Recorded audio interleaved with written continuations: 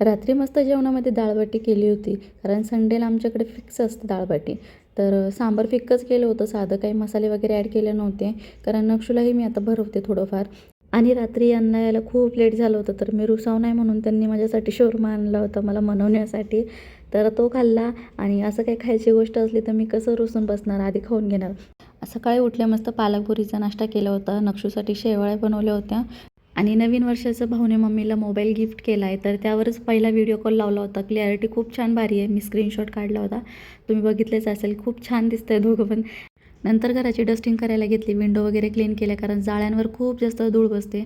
मग मॉपने सगळं पुसून घेतलं, भिंती पण पुसून घेतल्या थोडं थोडं, जेवढं हात पोरतं तेवढं. नंतर हँडवॉशच्या बॉटल्स रिफिल केल्या, बेसिंग क्लीन केली.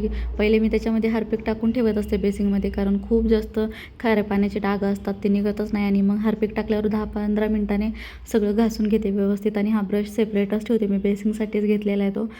नंतर सगळं सेट केलं व्यवस्थित. आणि मी ते चारकोलचं कोलगेट घेतलेलं आहे, खूप छान आहे, मला तर पर्सनली आवडलं. आणि म्हणजे एकदम फ्रेशनेस देतो माउथला. नंतर आंघोळ वगैरे केली, मस्त फ्रेश झाले. नक्षूची एक झोपसुद्धा झाली होती. नक्षूही उठला होता, त्याला घ्यायचं होतं. आणि पिहू यायचासुद्धा वेळ झाला होता. आणि 6 तारखेला आईचा वाढदिवस आहे, तर आम्हाला जायचं होतं.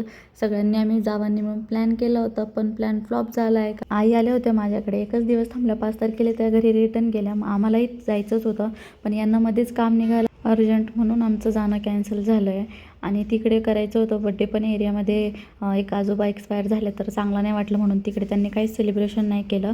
आणि संध्याकाळी मग सगळं काम वगैरे आवरून मस्त फ्रेश वगैरे, लेकरांना फ्रेश केलं. आणि थोडंसं सामान घ्यायला मी बाहेर गेले मार्केटला. घरी आले, चहा नाश्ता केला, पिहूला तिच्या आवडीची साबुदाणा खीर केली. आणि रात्रीच्या जेवणामध्ये मी स्पेशल नॉनव्हेज थाळी बनवली स्वतःसाठी. कशी वाटली नक्की कमेंटमध्ये सांगा.